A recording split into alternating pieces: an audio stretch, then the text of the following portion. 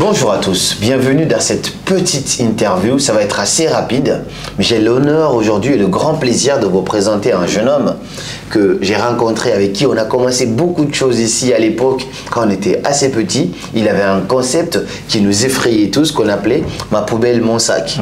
Donc c'était un concept assez innovant qui faisait en sorte que, qui conscientisait les jeunes, les étudiants à faire en sorte que leur sac devienne leur poubelle, c'est-à-dire ne pas jeter les ordures, quand on boit de l'eau, prendre ces sachets-là, mettre directement dans le sac pour assainir les environnements et nous permettre d'avoir un environnement sain et propice. Au-delà de ça, c'est un jeune homme qui permet aujourd'hui d'avoir des denrées alimentaires à travers les déchets. Je ne pourrais pas en dire beaucoup plus, mais j'aime bien mettre ce type de personne en lumière parce qu'on a commencé ici et c'est impressionnant de voir tout ce qu'il est en train de mettre en place aujourd'hui. J'aimerais vous présenter, mesdames et messieurs, Kerfala Doré. Comment tu vas, mon frère? Je vais bien, carrément, et toi? Très très bien. Ça fait plaisir. Yeah. Après tout ce temps, content de te retrouver, content de t'avoir ici avec les moyens de bord parce que je ne suis pas très équipé ici et de pouvoir avoir ce petit échange avec toi.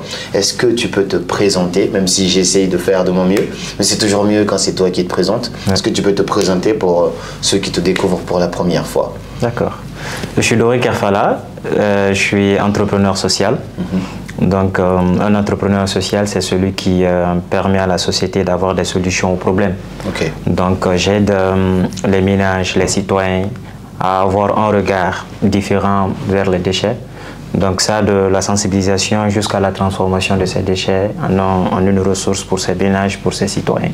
Donc, ce que je fais, je sensibilise, j'éduque la future génération éco-citoyenne pour qu'il ait un respect envers l'environnement. Mais au-delà de tout ça, j'aide les citoyens à transformer ces déchets en une ressource rare et qui peut leur permettre d'avoir des denrées alimentaires de l'espèce et entre autres. Magnifique, c'est très très innovant. J'appuie sur un truc qui est assez intéressant quand tu demandes aux gens, quand les gens te demandent souvent comment trouver une idée de projet, une idée de business, une idée entrepreneuriale, tu leur dis mais regardez autour de vous. Les problèmes, la solution à ces problèmes-là, c'est une idée de business. Donc ce que j'aime bien chez toi, c'est qu'on est dans un pays où les déchets nous inondent un petit peu. Bien sûr. Et voir ce problème-là d'un autre angle et se dire tiens, on peut faire ceci, on peut faire cela, je trouve ça très innovant et je suis très admiratif de ce que tu mets en place. Maintenant, ma petite question pour débuter, c'est d'où est venue l'idée de Ma poubelle, mon sac? Parce que j'imagine que tout est parti de là. Tout est parti de là. Moi, j'étais étudiant à l'époque en 2016-17 à l'Institut supérieur des mines géologie de Bokeh.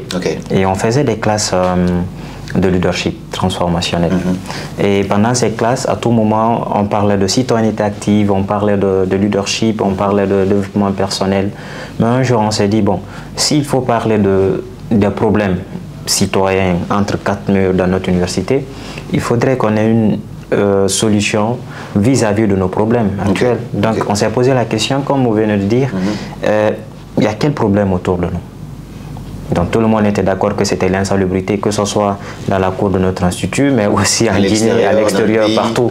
Donc, et on s'est posé la bonne question. L'insalubrité là est causée par quoi? On a dit que c'est par manque de civisme, les gens ne sont pas éduqués à mieux gérer leurs déchets. Donc d'où l'idée du concept Ma poubelle, mon sac.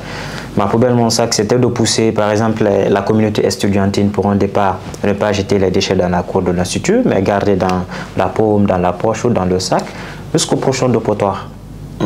Donc, on a eu un concept magnifique et les gens trouvaient ça comme si c'était une folie de départ, comme toujours au début. Voilà, donc on s'est dit, il faut aller organiser des marathons pour sensibiliser le maximum de personnes dans notre institut. Mais au-delà de notre institut, on a sensibilisé des écoles de la commune urbaine. Mais l'idéal, comme John Kennedy disait, que ne demandez pas ce que votre pays peut faire pour vous, mais demandez-vous qu'est-ce que vous pouvez faire pour votre pays. Donc, c'est ce message-là qu'on a véhiculé, on a ancré dans l'état d'esprit des citoyens, des élèves, des étudiants, et ça nous a permis de faire ces campagnes de sensibilisation et de collecte de déchets plastiques. Je sais que tu n'en es plus là, même avec ton équipe et tout ça, mais la question que je me pose à ce moment-là, quand tu dis à quelqu'un, ne jette pas les ordures par terre, mets-les dans une poubelle. Mais le problème que je constate, même moi, en étant ici, ma soeur, elle le voit aussi, je bois de l'eau, j'ai ma bouteille, je ne suis pas habitué à le jeter par terre comme ça. Oui. Tu vois? Et du coup, ma bouteille peut me rester toute une journée parce que je ne vois pas de poubelle où les mettre. Est-ce qu'à ce moment-là, vous avez pensé à cela? Parce que quand on est dans un petit environnement, c'est plus facile d'envisager de mettre des poubelles, de poser des bacs, et ainsi de suite. Oui. Est-ce qu'à ce moment-là, c'était ça votre solution? Ou bien c'était juste de garder dans le sac et de partir avec? Ouais. Après cette étape, parce qu'on avait recyclé les déchets collectés pendant ces marathons, on a déposé et transformé ces déchets en poubelles pour les écoles et l'université. Ok, les vrais déchets que les vrais déchets qu'on a collectés, on a transformé en poubelles pour 10 écoles de la commune urbaine de Bokeh et de l'Institut même. Ok, magnifique. C'est d'où l'idée de l'économie circulaire. Bon, là, l'idée t'est venue du coup de dire. Voilà, l'économie circulaire et la création d'une coopérative. Parce que seul, on ne pouvait pas, on pouvait agir. On les a interpellés, on les a poussés à contribuer pour leur environnement, leur communauté. Mais on leur a dit, bon, c'est vrai que votre contribution, ce que vous avez fait en termes de collecte, c'est un déchet, mais c'est une ressource aujourd'hui, ces déchets. Donc on peut les transformer en poubelle. Vous voyez? Donc, on a déposé ces poubelles dans les écoles et on a mis un système pour continuer à collecter ces mêmes déchets dans ces poubelles dans ces différentes écoles pour que l'école puisse avoir plus de poubelles et plus de matériel didactique. Ça continue de circuler? Ça continue de circuler et ça nous a poussé à envoyer le concept de l'économie circulaire qu'on a créé, que ce soit à Kaloum et à Matam. Donc là, on a appelé Écolotroc. Donc Écolotroc. Voilà. Donc Écolotroc, comme tu viens de dire, tu as ton déchet, tu ne sais pas quoi faire. Si tu sais déjà que tu adoptes le comportement de ma poubelle, mon sac, et tu sais là où tu dois mettre ton déchet, là, si tu es d'un ménage de Kaloum, tu sais que par exemple ta famille, bon, même si elle est modeste ou suffisante, mais ta contribution réelle, quand tu gardes ton déchet, tu mets ça dans ta poubelle, là où tu dois mettre à la maison.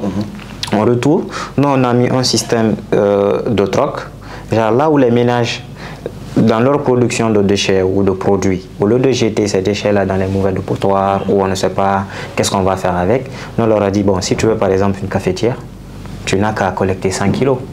Tu as 100 kilos de déchets plastiques et en retour, nous, on te donne la cafetière et toi, tu nous donnes les déchets. Le système est très innovant. Est-ce que vous faites le tri des déchets ou pas? Oui, c'est les ménages qui font le tri. À la base, vous leur dites exactement ce dont vous avez besoin. Ce dont on a besoin. Donc, ils font la pré-collecte et nous, on vient pour collecter. À quel moment tu as senti que le projet est vraiment en train de grandir? Parce qu'au début, ma poubelle, mon sac, c'était un petit truc que je voyais en tant qu'étudiant qui avait une petite association. Nous aussi, on était là de notre côté à Conakry. On essayait de faire bouger avec notre petite ONG qu'on avait à l'époque. À quel moment ça a pris de l'ampleur jusqu'à ce que tu te retrouves aujourd'hui à plein temps? Tu as fini les études, tu n'as pas cherché de boulot à gauche ou à droite, tu t'es mis à ton compte. À quel moment ça a pris cette ampleur-là et tu t'es dit, je dois continuer dans ce domaine-là? En 2020, après Covid. Qu'est-ce qui s'est passé? C'est quand j'ai fait 11 heures de route entre Bokeh et Conakry pour envoyer les déchets. 11 heures de route? 11 heures de route. Et moi, j'avais une vocation. Bon, j'ai une vocation. Je me dis que ma raison d'être, c'est d'impacter la communauté. C'est d'aider cette communauté à se développer et à faire des grandes choses. Donc, c'est quand j'ai renvoyé des poubelles là, à Bokeh, on m'a posé la question, mais qu'est-ce qu'on va faire avec les poubelles? C'est là que j'ai dit que waouh, l'aventure continue. Parce que pour moi, envoyer des poubelles et déposer dans les écoles, c'était la fin du projet. Je pouvais vaguer à autre chose. C'est là que j'ai décidé que bon, c'est venu dans ma tête, j'improvise, j'ai dit on va créer une coopérative. Et là j'ai compris qu'à travers cette coopérative, si je continue la collecte des déchets, je peux encore trouver des solutions simples, que ce soit dans les écoles, dans les ménages, mais pour les entrepreneurs aussi, pour les entreprises. Et ça m'a permis de 2022-2023 à collecter plus de 50 tonnes de déchets.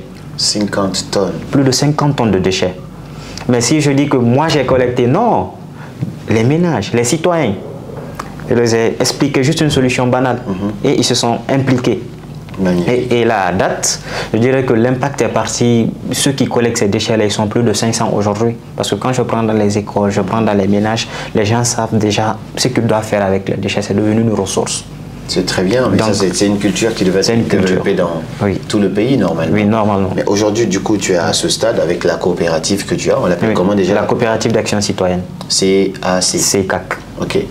Meetup aussi? Oui, j'ai 4 Meetup. 4 Meetup aussi évoluent dans tout ce qui est accompagnement, consultation dans des projets communautaires, mais liés à l'environnement et à l'économie circulaire. Tout est dans le même circuit. Le circuit, oui. Maintenant, là aujourd'hui, tu en es à ce stade, tu fais un travail incroyable. Oui. C'est quoi l'objectif de là où tu es? C'est-à-dire, si tu te projettes, quel serait l'idéal pour toi dans le métier que tu as, dans les activités que tu poses? Ce serait quoi l'idéal? Qu'est-ce que tu aimerais? Ou est-ce que... Quelle est ta vision dans tout ça? Ma vision dans tout ça, c'est de mettre des points de collecte de base pour qu'on ne retrouve plus de déchets dans les rues. Les gens, par exemple, tu viens de dire que quand tu prends une bouteille d'eau, tu ne sais pas où mettre. Mais imagine que là où on est là, tu as un espace là où tu peux directement recycler ta bouteille d'eau et tu as 1 centime de franc guinéen. Je ne sais pas, 1 franc guinéen ou 500 francs guinéens ou 1000 francs guinéens. Donc l'idéal, c'est de mettre des points de collecte que moi j'appelle les boutiques écolo-troc. Ok. Pourquoi tu en fais un truc et pourquoi ça ne peut pas être juste une action citoyenne normale, étant donné que quand c'est propre pour nous-mêmes, ou bien c'est parce que tu te dis dans ce pays c'est assez difficile de convaincre les gens que tu passes par le troc? Oui. Si on s'arrête juste à l'engagement citoyen, tu dis à quelqu'un de ne pas jeter aujourd'hui, il va pas le faire. Il a le comportement qu'il faut. Mais s'il sait que son action-là est pérennisée, c'est-à-dire il a une autre solution aussi. Le déchet qu'il a collecté peut être une ressource, que ce soit pour lui, mais pour le pays. Il va garder et recycler son déchet. D'accord. Moi, je salue l'idée, globalement. Même une fois, je disais, si un jour je suis ministre ou président, comme ce soit, c'est un truc comme ça que je pourrais mettre en place, ainsi de suite. Mais je pense aussi à une question d'éducation de la population d'une certaine manière. Bien sûr. D'éducation civique par rapport à cela, pour que, en fait, c'est comme si tu as un enfant, quand il fait un acte, tu as le choix. Soit tu peux le frapper, soit tu peux lui dire pourquoi il ne devrait pas faire ceci. Et quand il comprend le pourquoi, même si tu n'es pas là, il va faire en fait ce qui doit être fait. Pourquoi? Est-ce que tu as déjà pensé à approcher les élus, parce qu'avec eux, ça peut facilement donner un sens à ce que tu fais, donner un plus grand sens, ou peut-être même des institutions, parce qu'on voit le problème de la Guinée aujourd'hui, quand on enlève le problème de transport, le fait que c'est très difficile de rouler, parce que les gens font du n'importe quoi sur la route, les gens ne connaissent pas le code, on te double à gauche, à droite, ça c'est un gros problème. Mais au-delà de ça aussi, il y a l'insalubrité. Les marchés, parfois tu peux même pas respirer, tu attrapes ton nez. Est-ce que tu as pensé à approcher les élus, ou bien ça n'a pas marché? Tu as déjà essayé? Quelles sont tes démarches par rapport à cela? Parce que je pense que seul, ce que tu fais, c'est bien. Mais si tu es accompagné, ça peut changer le pays. Ça peut changer le pays. J'ai essayé, hein. Comme tu le sais déjà, on est tous guinéens, pas pour dénigrer le pays. Bon, j'ai essayé par exemple en 2022, approcher les élus, les ministres, pour leur faire comprendre qu'on doit vraiment aller à l'éducation. C'est-à-dire l'éducation de la base au sommet.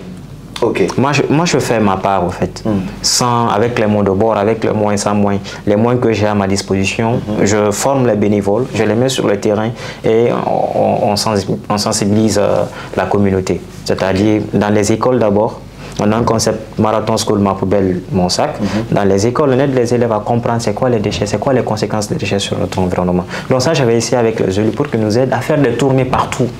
Mais à la fin, après chaque étape, quand on sensibilise une école, qu'on essaie de mettre un système d'économie circulaire. Bon, l'économie circulaire, par exemple, c'est d'augmenter la durée de vie d'un déchet. Donc, si c'est une ressource juste destinée à se retrouver en milieu marais ou bien dans les fossés, mais que ce soit un déchet qu'on peut récupérer, qu'il devient une ressource, qu'on peut transformer et ça rentre sur la chaîne de production. Donc c'est ce que moi j'essaie de faire au fait. Donc dans les écoles, quand on les sensibilise, les élèves savent que les déchets que nous produisons, on peut les recycler en poubelle pour l'école. On peut avoir des équipements didactiques. Je veux parler des règles, entre autres la craie. Vous voyez, tout ça là avec les déchets. Donc je pense quelque part, les élèves là vont grandir et ils vont faire leur cursus avec cette philosophie incarnée. Donc, avec les ménages aussi, on fait pareil, avec le troc des denrées, en riz, en sucre, vous voyez. Donc, à chaque niveau, à chaque cible citoyenne, on essaie d'adopter une solution en fonction de ça pour qu'on en finisse avec l'insalubrité. Mais sauf que c'est très difficile seul. Nous, on fait notre part, mais peut-être que c'est l'occasion pour nous qu'ils sachent tout ce qu'on fait. D'envoyer ce message. Et de voir que, moi c'est ce que je dis souvent, j'ai des grands frères comme Kémy Séba qui font un combat à l'extérieur pour combattre l'ennemi à l'extérieur. Tout ça c'est bien, parce que c'est un combat qui a du sens. Mais moi je pense que notre vrai combat il est à l'intérieur. C'est-à-dire le problème du Guinéen ou de l'Africain, c'est pas le blanc, c'est nous-mêmes. Et nous-mêmes, c'est juste un manque de volonté. Si on est vraiment dans cette volonté de vouloir changer les choses, de vouloir changer le pays, on le fait réellement.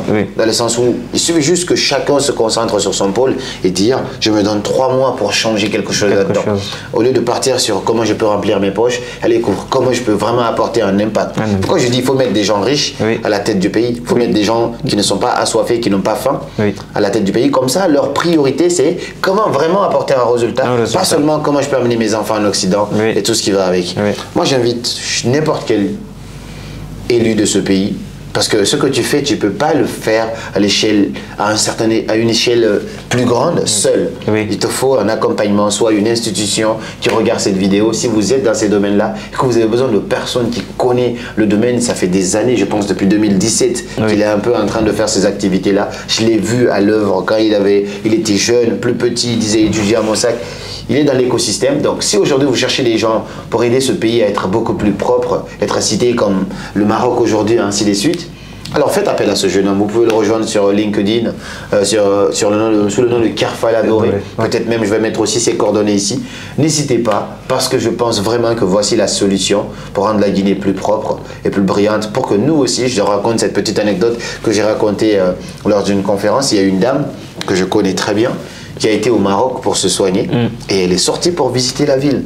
Elle m'a dit un beau malinqué, elle a dit la ville elle est tellement propre que Halidagi tout l'eau elle a été tu peux pas cracher. Même si tu as envie de cracher, tu peux pas. Tellement la ville elle est propre. Moi j'ai été au Maroc, je suis en France, je vois les choses. Au Maroc tous les soirs, il y a des gens pour arroser, il y a des gens pour ramasser les déchets, il y a des gens pour balayer même la rue. On peut arriver à ce stade-là avec la volonté. Il faut donner la chance à ceux qui le méritent vraiment. Il faut donner la chance à ceux qui ont vraiment envie de faire bouger les choses. Et c'est à cela que je vous invite. On est là pour développer ce pays ensemble parce que c'est notre pays à nous tous. Donnez la chance à ceux qui le méritent et approchez les gens qui peuvent vraiment faire bouger les choses. C'est à cela que j'invite. Est-ce que tu as un petit message de fin? Je ne voulais pas que cette vidéo soit très longue, mais je sais qu'on reviendra là-dessus parce que là, je ne suis pas équipé. On le fait avec les moyens de bord. Est-ce que tu as un petit message de fin à partager à qui que ce soit qui peut tomber sur cette vidéo? Bon. J'ai un petit message parce que tout ce qu'on fait là maintenant, là, c'est pour le pays. Et pendant mes activités, on a notre leitmotiv que j'aime bien répéter avec les élèves en haute pour savoir ce qu'on fait, c'est une contribution. Donc au-delà de tout ça, nous on contribue, il faut qu'on ait des accompagnements. Et l'accompagnement là, aujourd'hui, on a besoin de partenariats institutionnels, étatiques. Ils sachent que ce qu'on fait, on peut faire mieux. Beaucoup plus grand. Beaucoup plus grand. Donc nous on est sur un projet, disons, d'installation des boutiques Écolotroc et de la mise en place d'un centre de recyclage. Aujourd'hui, on est co-gestionnaire d'un centre à Sonfonia, mais ce n'est pas encore suffisant. Il faut penser grand. Donc on a besoin d'accompagnement pour qu'on sensibilise plus de personnes, pour qu'on sensibilise les élèves, les citoyens et qu'on ait plus d'équipements pour pouvoir atteindre notre objectif. Peut-être que c'est l'occasion. Ceux qui ont des gilets, peut-être qu'ils ont un stock, qu'ils nous passent ces gilets, des équipements de protection individuelle, pour qu'ensemble nous puissions contribuer. Je pense que même une seule institution peut décider de vous accompagner et de changer carrément la donne. Sachant que ce n'est pas aussi un combat perdu d'avance et dire je jette juste mon argent, c'est une économie. C'est une économie qui circule. C'est quelque chose qui va rapporter aussi des bénéfices. Donc, vous avez des fonds aujourd'hui, vous êtes intéressé par tout ce qui est économie sociale, économie circulaire. Voici un projet dans lequel je vous invite à vous investir.